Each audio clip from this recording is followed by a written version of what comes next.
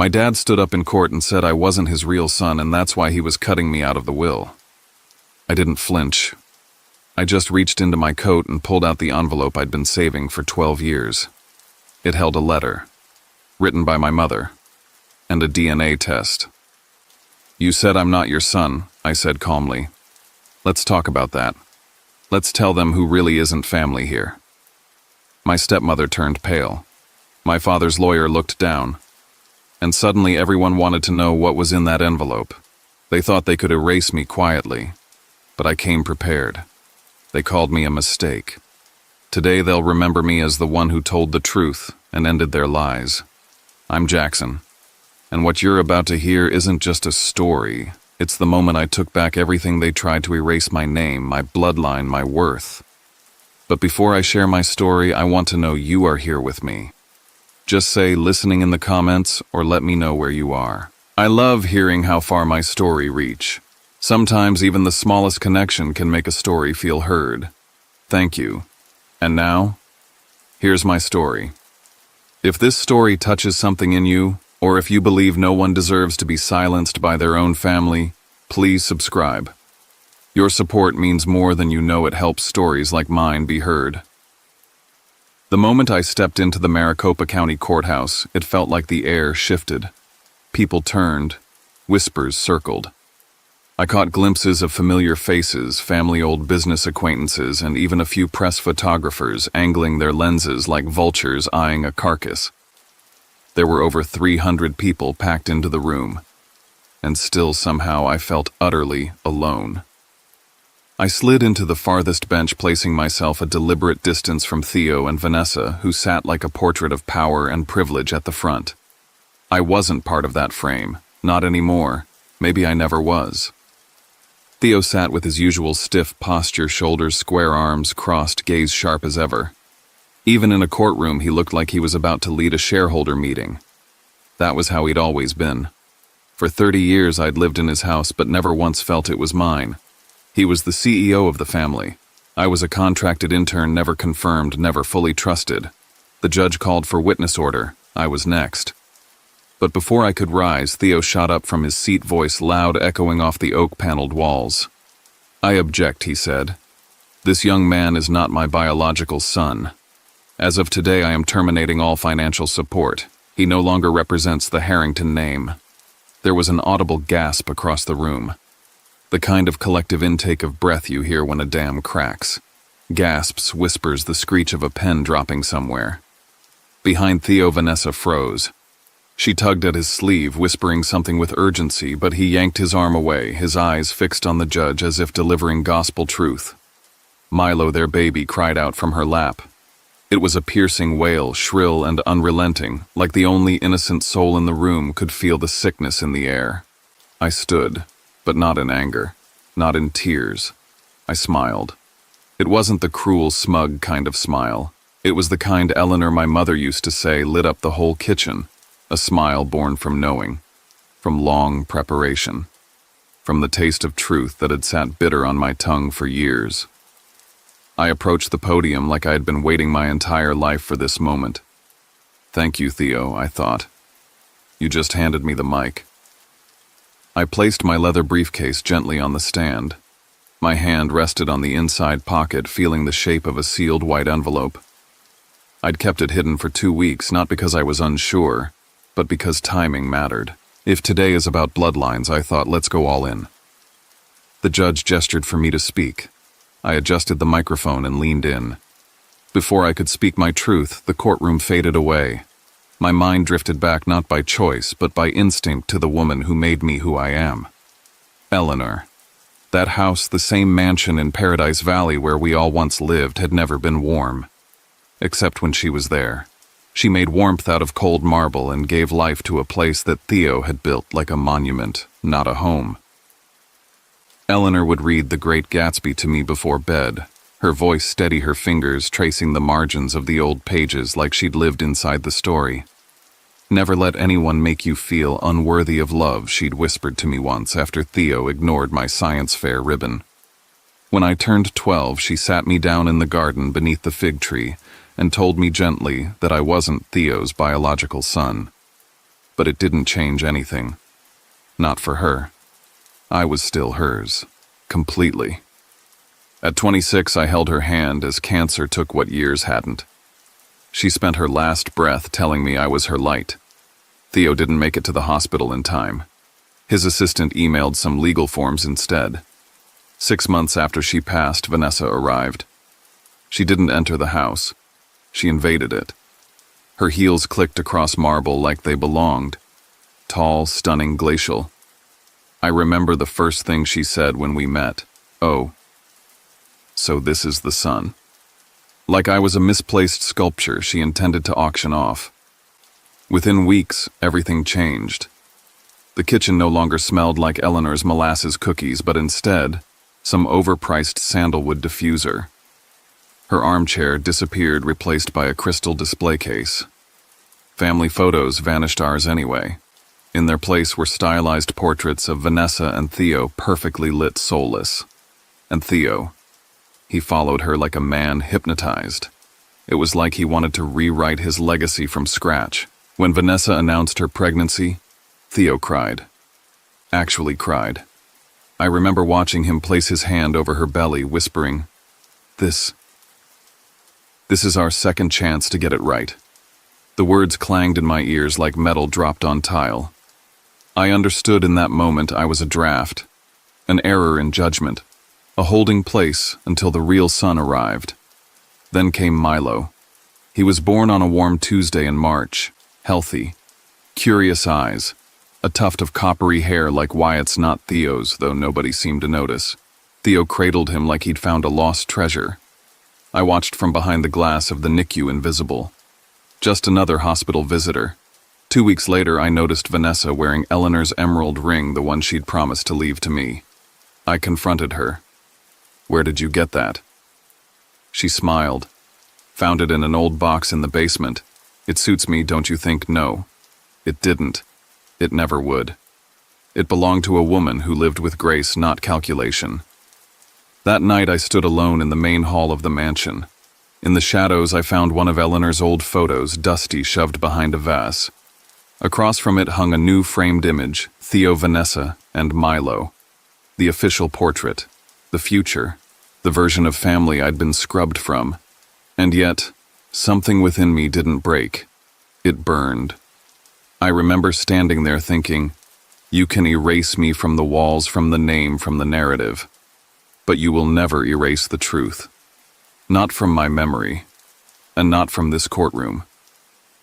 And as I reached into my briefcase, the edge of that white envelope pressing against my fingers, I knew Eleanor didn't raise me to disappear. She raised me to speak. Wyatt started showing up more often, always with a casual excuse. Just checking in on the portfolio, he'd say.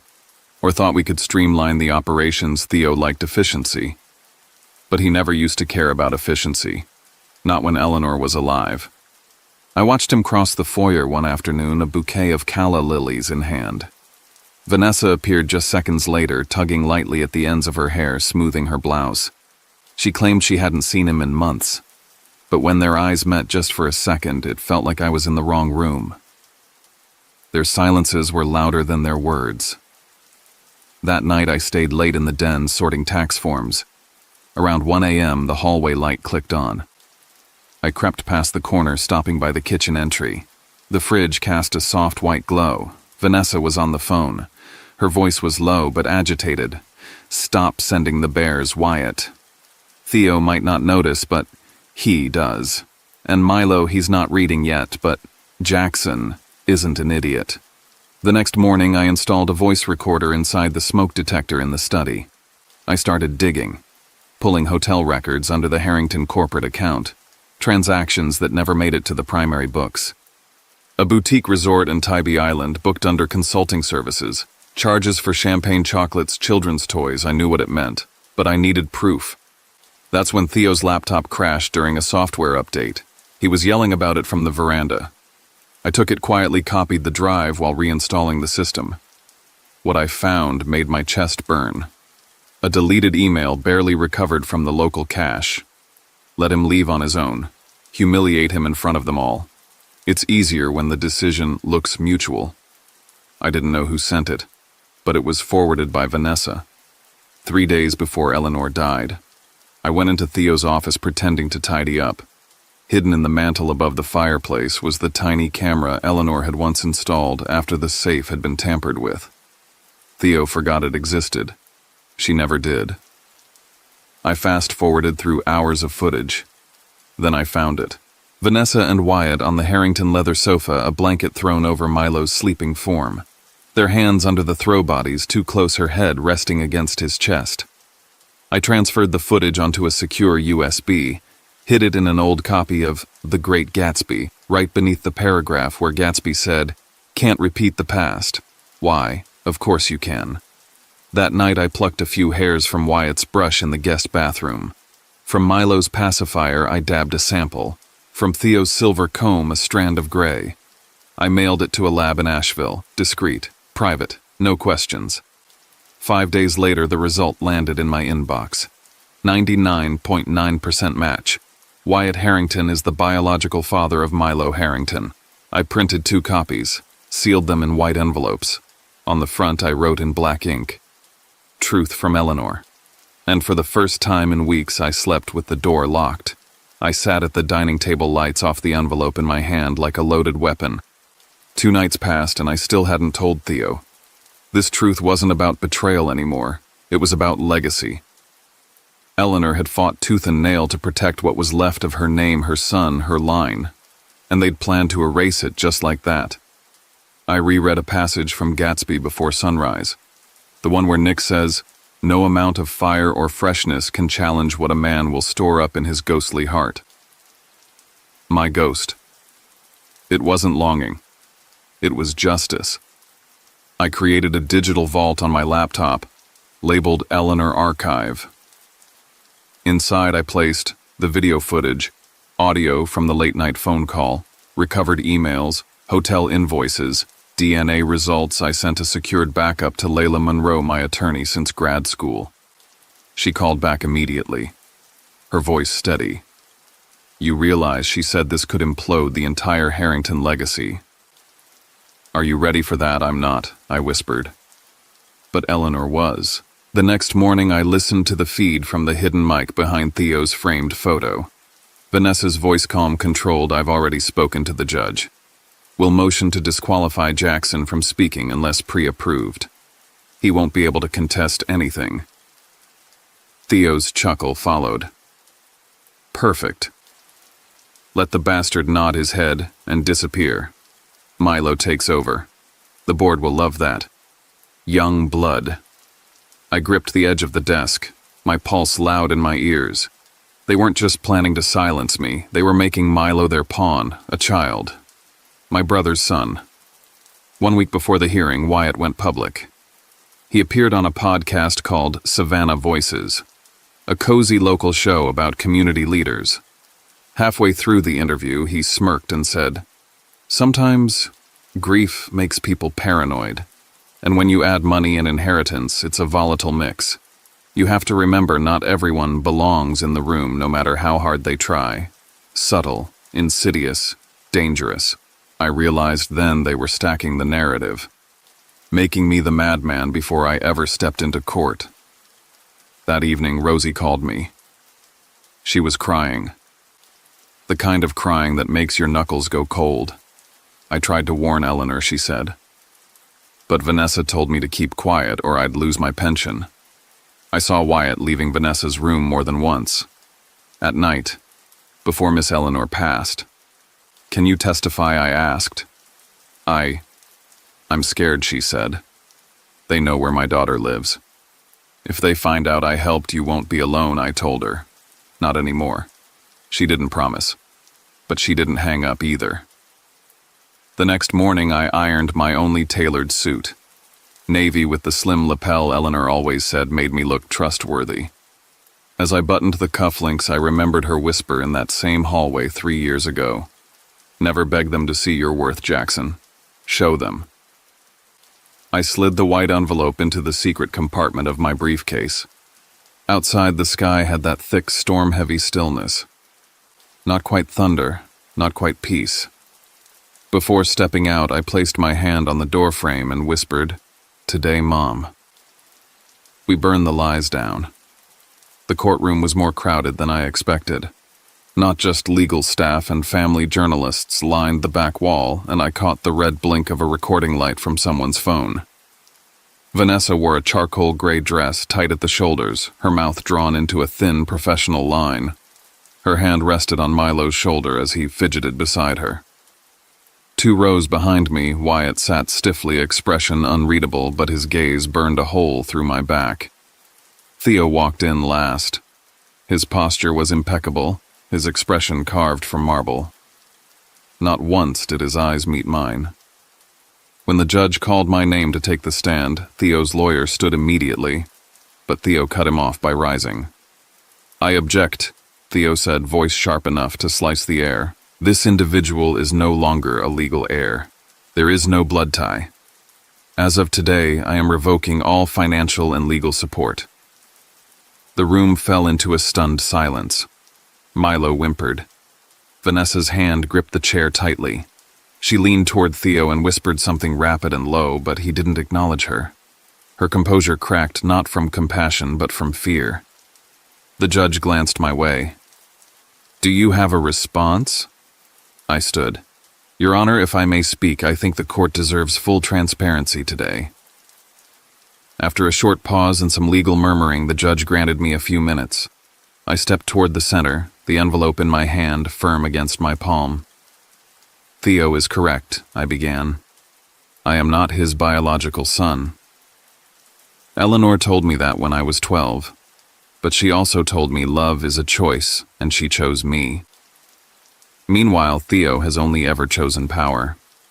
Gasps whispered through the rows. I held up the envelope. If today is about truth, then all of it deserves daylight.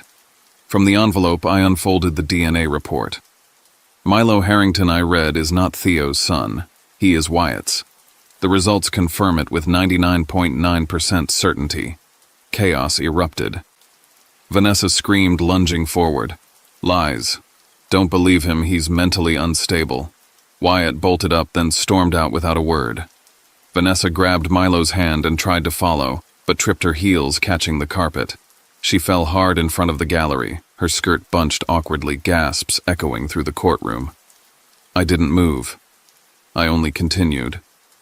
I didn't come here for vengeance, but I will not be silenced. Vanessa deceived you, Theo.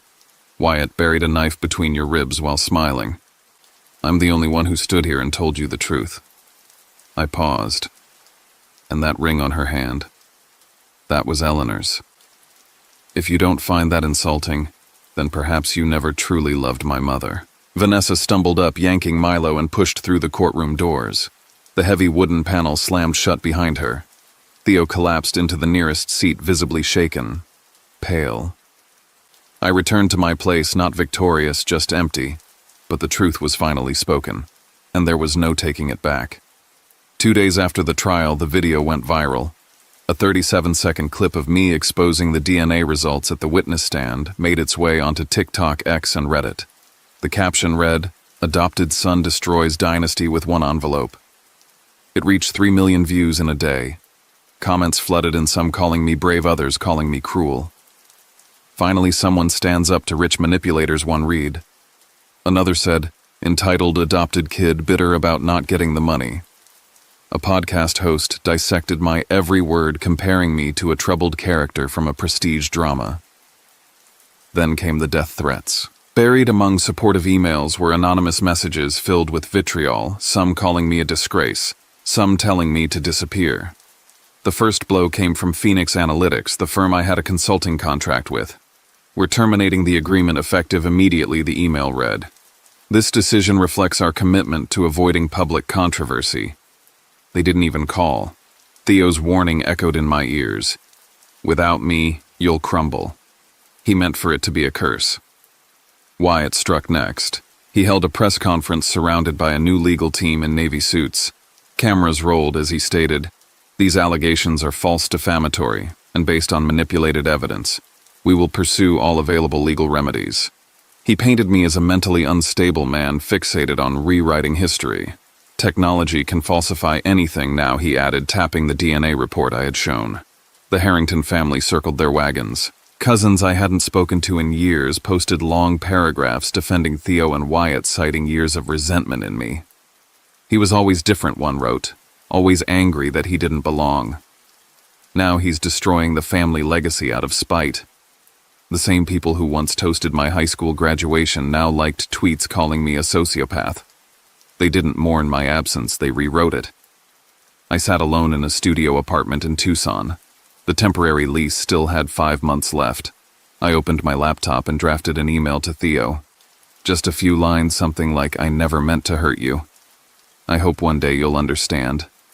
But I stopped. Instead, I clicked on an old audio file from my phone. Eleanor's voice filled the room, soft measured, reading aloud from The Great Gatsby, her favorite novel. She said, "You never really know how strong you are until the truth is the only thing you have left." And I let that truth echo in the silence. The envelope had no return address, no markings beyond my name scrawled in slanted ink like someone trying to mask their handwriting. I held it with hesitation, my breath shallow as I peeled it open. Inside was a single photograph. Me and Eleanor, flour dusted on our faces, her hand resting gently over mine as we rolled dough in the warm afternoon light. It must have been taken through the kitchen window. I turned it over. Just 5 words in crooked, rushed handwriting. "She'd be ashamed of you."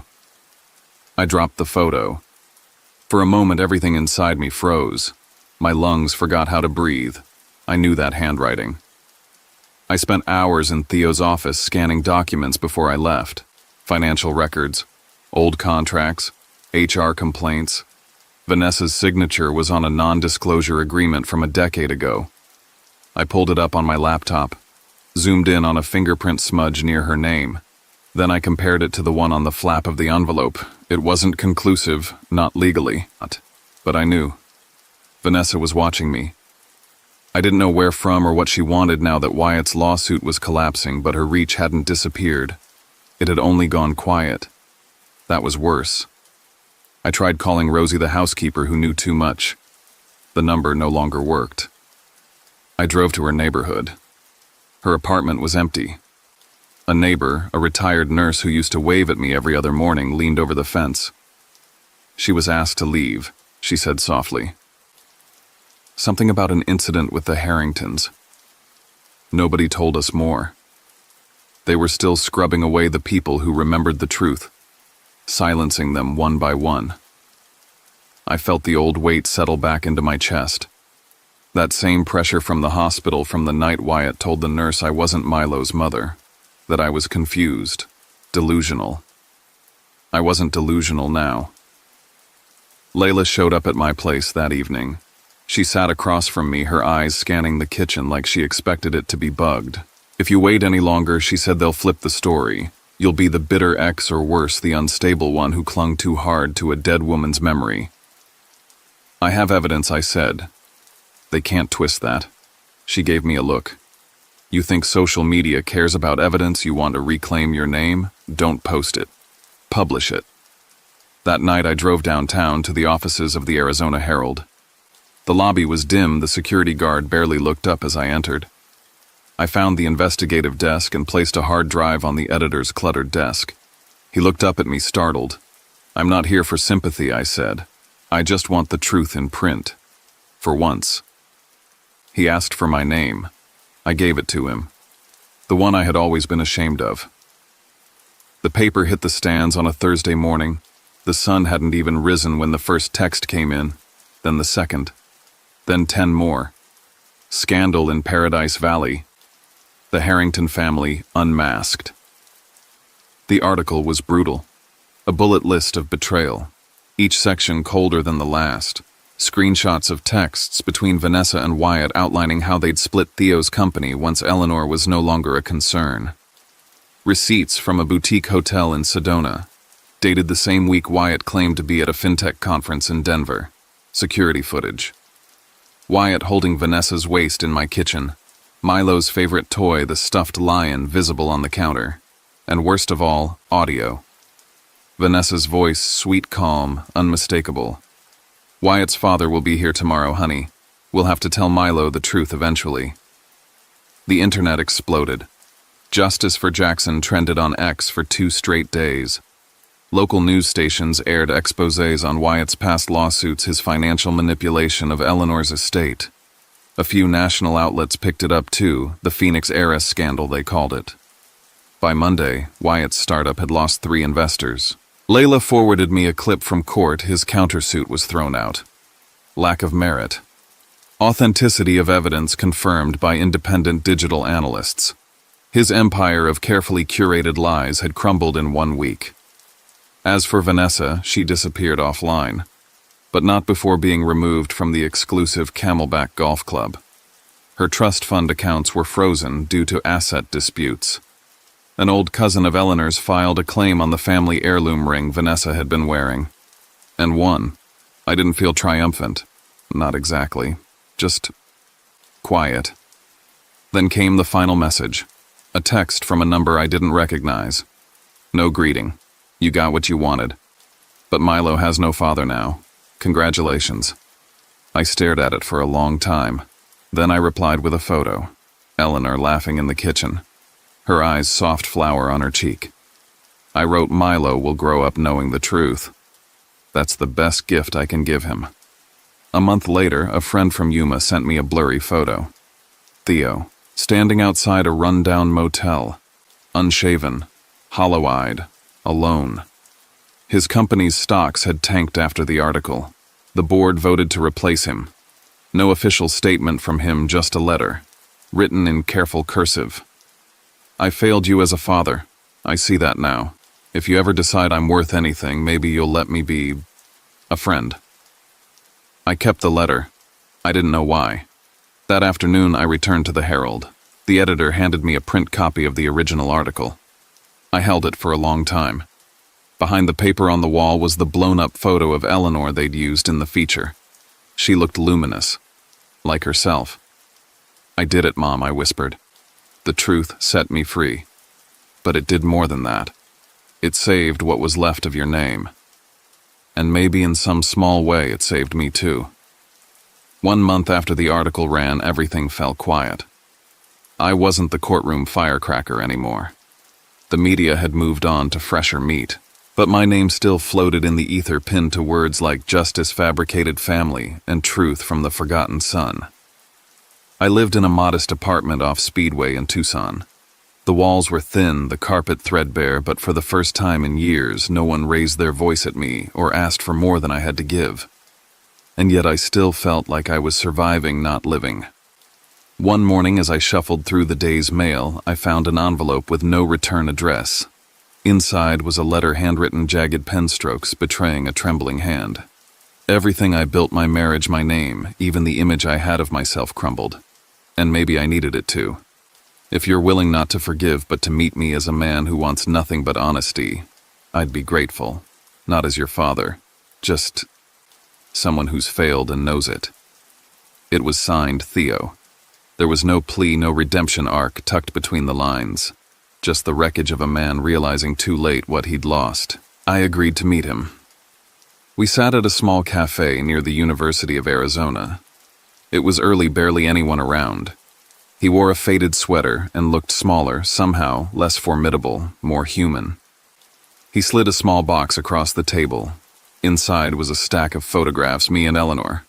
Sun-soaked afternoon's library runs our mismatched smiles. I found them, he said quietly, voice cracking. She fought me to keep these.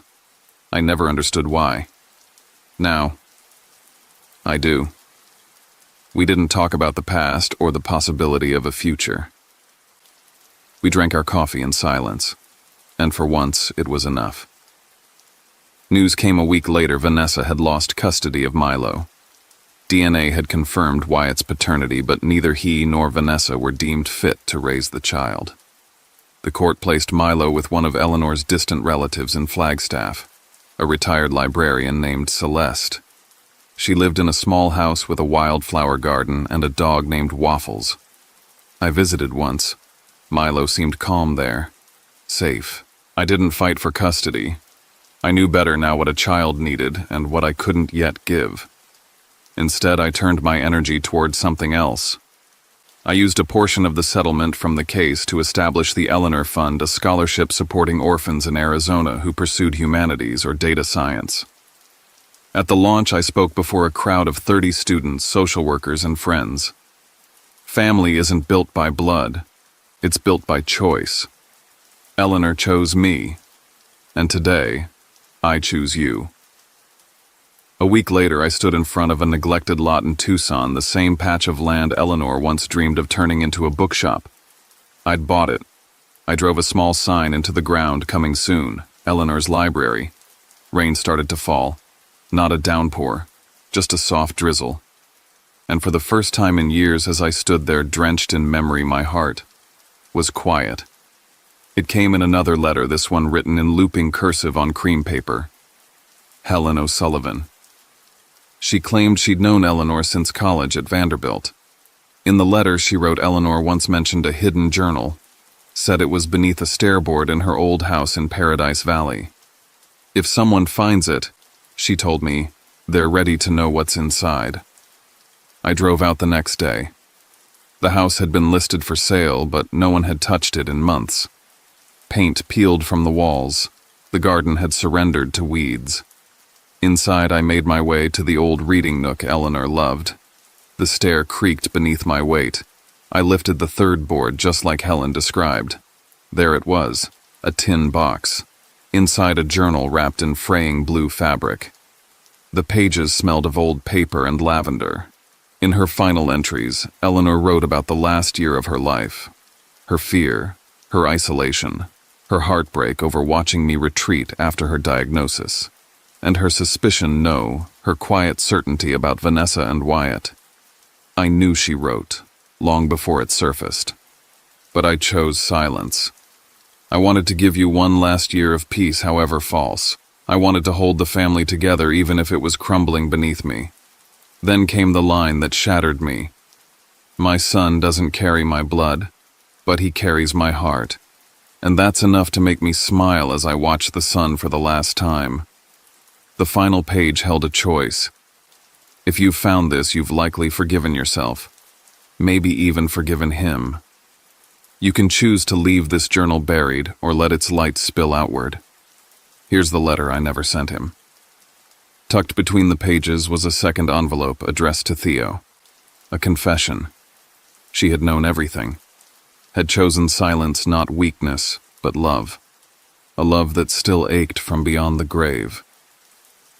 I sat on the old hardwood floor, the journal trembling in my hands, tears falling freely. I wept not from betrayal, but from the unbearable loneliness of a woman who loved too fiercely in a house that had gone cold too soon. Later that night, I sat by my fireplace, the journal in my lap. I didn't burn it. I placed it gently on the shelf right between The Great Gatsby and the ledger I kept for the Eleanor Fund. The truth had freed me. Now I could choose how to live with it. Weeks later, the library opened its doors. Children gathered on a hand-woven rug circling around me. I read aloud the words Eleanor used to read to me when thunder shook the windows. So we beat on boats against the current. The sun poured through the tall windows, catching on the only photo in the room, Eleanor mid-laugh, her eyes glittering with something eternal. And for the first time, I wasn't surviving. I was